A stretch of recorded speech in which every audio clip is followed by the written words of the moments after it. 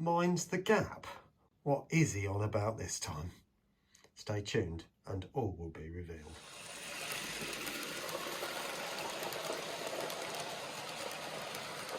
Well, good afternoon everyone and welcome back to Piccadilly. Now you can see I've got the back scene off again and you might be thinking, what is this video all about?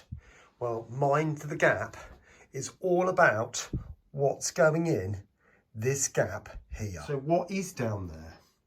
Well, there's a fence, there's some gantries, there's a signal and a few other bits and bobs. Right, welcome back.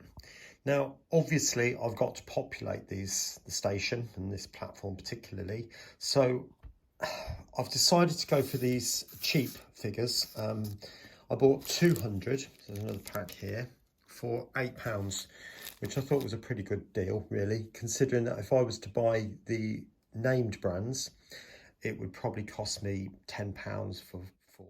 But all these figures now need painting, so let's crack on with it. Well, I'm so glad that that is done. You can see how big they are. If I just bring my finger in, look, they're not even anywhere close to the size of my fingertip. Crazy stuff. But you can see I've gone ahead and painted this area black. You know, I think, well, why have you done that? Well, because, like I said, there is a fence which runs all the way along down there. And from about here, this section, there's a wall. But there is a very strange, well, I'll say strange, but the top of a building just here, which you can see down in Fairfield Street. So you can see the top of the building and the wall comes right up against the back scene, or will do, and then stop. And then the fence takes over out a tiny bit and then we'll continue running. And the reason I've painted this black is because if you do catch the fence and then see over the top, it gives the impression that it's actually dropping, as if there is a drop there, something below. Anyway, I've printed off some brick pattern from scale scenes. So they do this in 00 and N. So this is the red brick pattern. So all I'm going to do is cut that out and then stick that effectively to the back of this, obviously not to the front. Line it up and then cut off and mount the other side, so I've got enough to wrap over, and then cut enough for that bit and then glue the one side on again and then do a single wrap, if that makes sense. Wrap it all up together. So I'll show you that once I've done it. I'll see you in a minute. There you go, there's a sneak peek. I did end up repainting it, and you might say why, because I used a textured paper. Well, if I turn it over, you can see the textured paper is not very textured. It's not the paper from Scale Scenes by any means. I think it's my printer. I ended up just dabbing on loads of different colours to represent varying bricks of all different colours.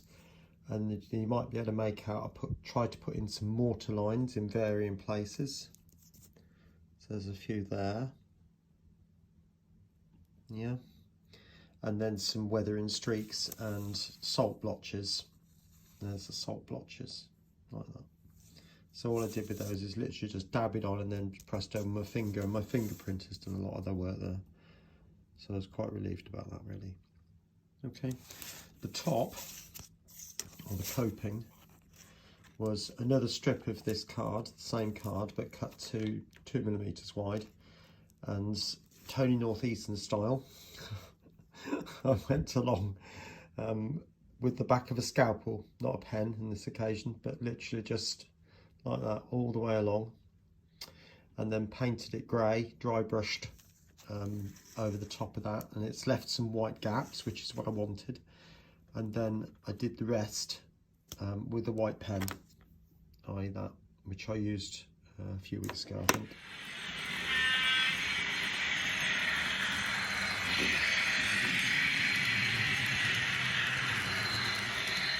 Well, what a story this has had. This was my very first HST. I've had it for a few years and I fitted it with sound, and it's got a Paxman Valenta engine in it. I had to have one on the layout because they just sound so, you know what I mean.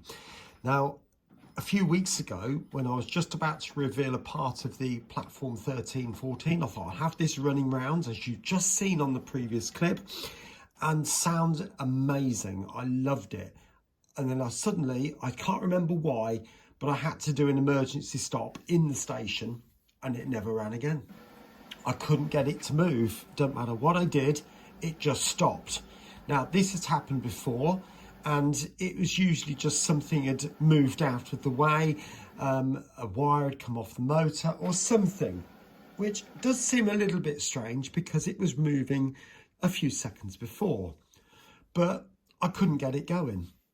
Whatever I tried, I could not get it going. And if I just move that out of the way, that is the chassis. Oh my life, John, what have you done? Well, when I first put this together, I had to cut, as many people have to, into the original chassis. Where is it? There, that way round, like that. So I had to cut this portion away so that the sound decoder, i.e. this, would sit in that gap there. Now, this sound decoder works fine. I mean, the speaker wires have come off there and there, but they're still around. The speaker is still in the actual cab. They're down, or in the loco, it's down there. But obviously there's no sound decoder. And you're thinking, well, hang on a minute, John, how can that be complete when you've got all this lot?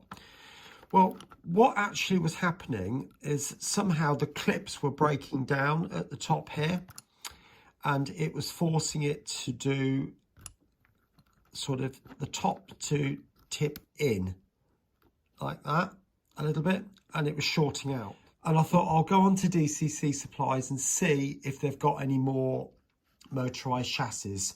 Now, like I said, this was a few weeks ago, but I managed to find a motorised chassis for the prototype HST. And I thought, well, it's not going to be too different. And I bought it. And I'm right, it wasn't too different. That is the chassis for the old one, or for the prototype, and all I had to do was swap over the actual plastic chassis. Now you can see that the prototype is just a tad shorter. Perfectly fine. And Susanna, if you're watching as well, you might remember very, very kindly sending me over an X18 decoder. Well, that's inside here too, so managed to get it working with the X18 decoder. Now, this one is obviously now silent, and this one has got sound in it. So the way I'm going to treat it is that this power car has failed, and this one is dragging it round now. Also, what's happened is the lights don't work on this one. I might investigate in some point in the future, but I might just leave it as it is. We'll see how it goes. And purely for those who are missing the Paxman Valenta engine,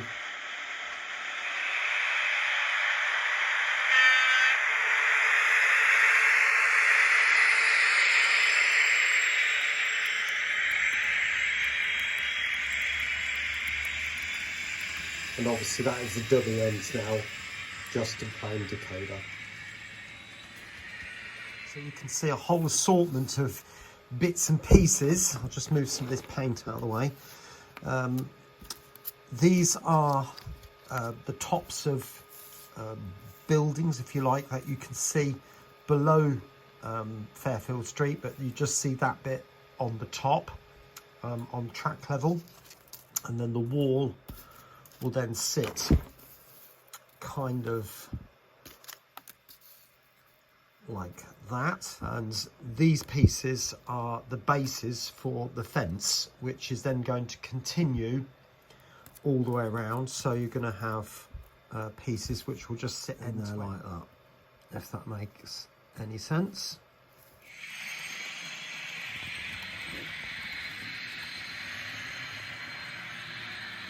the next bit, some people have been mentioning this for quite a number of months, if you like, or even years, and that is the gantries. So this is the start of one of my gantries. Now, they are going to vary in size and in shape, but this is the first one, and this one, there are a few this sort of size which are going over platform 13 and 14.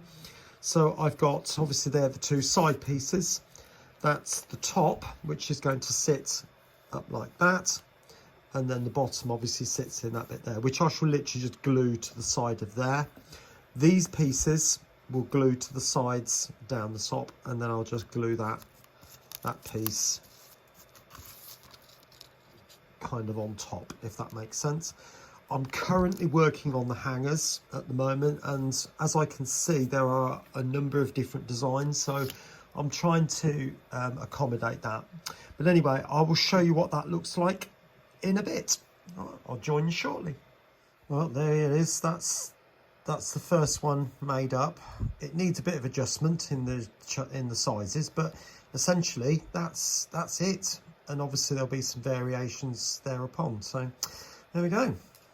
See you in a bit. Welcome back. So you can see now I've weathered up one of the gantries. Excuse me. And I've also put these overhead equipment things in, and I thought, well, I'll go and check it against the height of the trains just to make sure they go under. And within, well, 2 or 3 seconds, it became bluntly obvious that they're about twice the size they should be. So I've gone ahead and experimented and made some more. Incoming. There you go. So there's different sorts there, but you can see, most importantly, they are, if I bring one over, about half the size. So hopefully that should be all right. Now, what I want to point out on these big ones is these bits and these bits. Okay. Now, I did try to wonder how I was going to replicate those. And so this one was a tube coming in there. Now, that does appear to be quite big. That is about 2 millimeters in diameter with about a millimeter hole, or maybe even a tad wider than that. And yeah, they do look a bit big. This side was more promising, and that's cotton. And so what I'm hoping to do is do the same around this bit. But obviously I wrap that round direct from the reel, whereas this I'll probably end up having to use a pair of tweezers. So I'll show you what I'm going to do to put that on, and hopefully it will work. So join me in a second.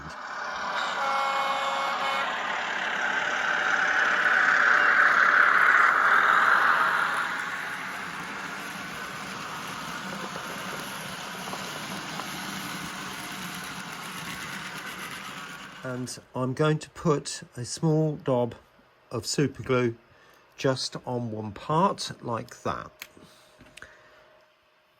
and then take one piece of cotton and hold it on, and then literally with the tweezers I'm going to wrap it around. This is kind of a bit like doing a bit of sewing, to be honest. It's not going to go very big.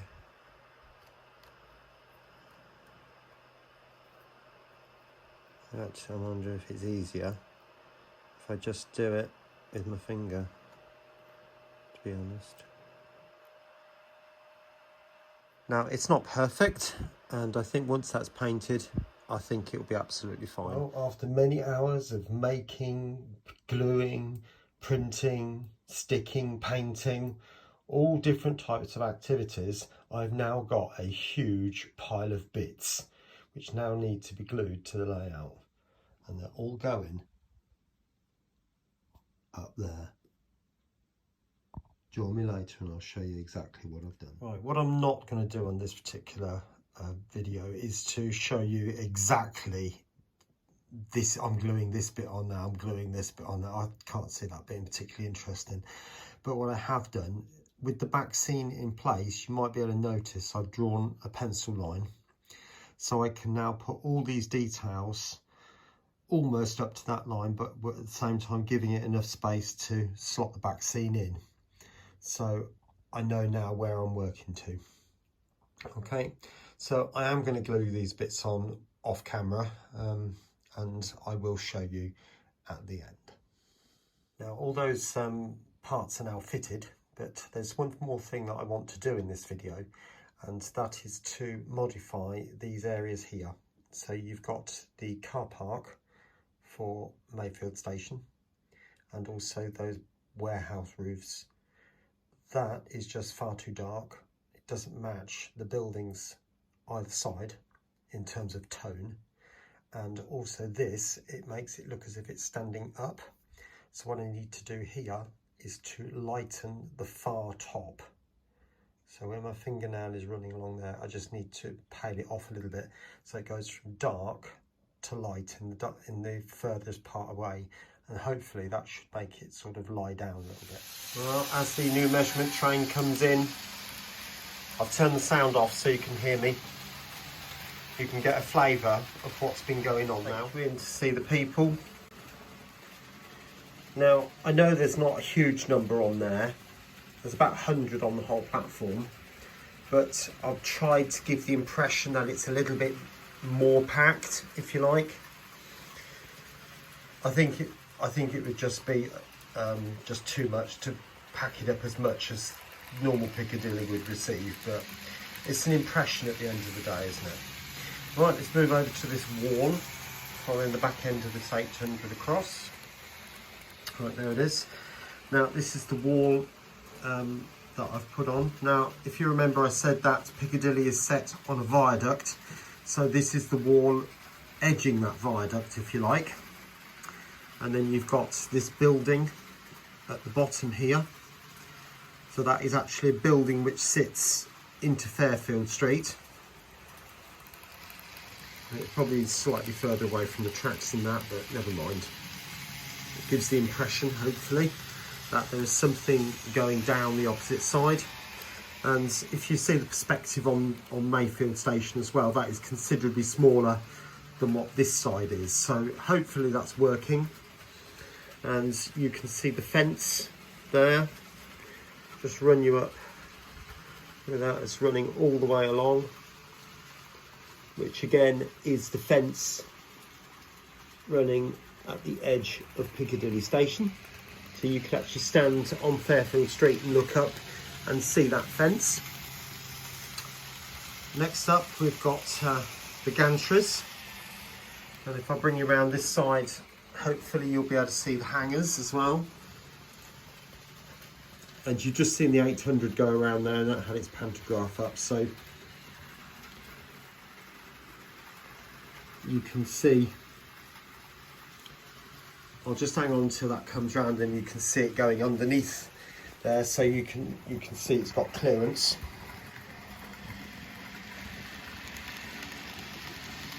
There it comes.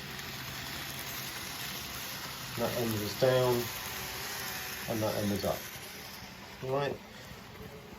Now the other thing as well, these are quite tight to the tracks, and I've tried it with the Pendolino coach and it works fine, and I'm also trying it with this because this is quite wide.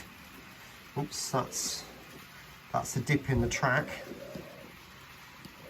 But you can see it passes without any problems at all. So if that passes and the Pendolino coach passes, I'm more than happy with that. So that should be absolutely fine. Now this one, and that one, you might just be able to make out in the distance there, are glued. And this bit there, and there's another bit that side, they're two little bits with one single post. They connect to this bridge bit. So this is due for replacement on the model. So these bits are just blue tacked in at the moment, or a bit of black tack on the bottom, just to hold those in place, and then eventually they will get glued when that bit's done. Okay, now just to for those, there is another one about here. In fact, there's another two, but my platform's not quite long enough to take two. So there'll be another one going about here, which is a big, well, like a double T shape, if you like, or two capital T's put side by side. So one part fits on here with an arm going that way and comes over here, and I think it's to this one, this platform, or maybe this platform, I don't know, but it's quite a big one. So that's to be done, but I'm not going to do that until I've done these platform canopies here. But again, I think it might just get in the way. All right, so hopefully that's given you a flavour of some of the things that have been happening, and all under the name of Mind the Gap. I mean, even the HST is going through that gap, isn't it? So I know I'm stretching the point, and the people are filling a gap on the platform. So it's a bit of a strange title, but I hope you understand where I'm coming from.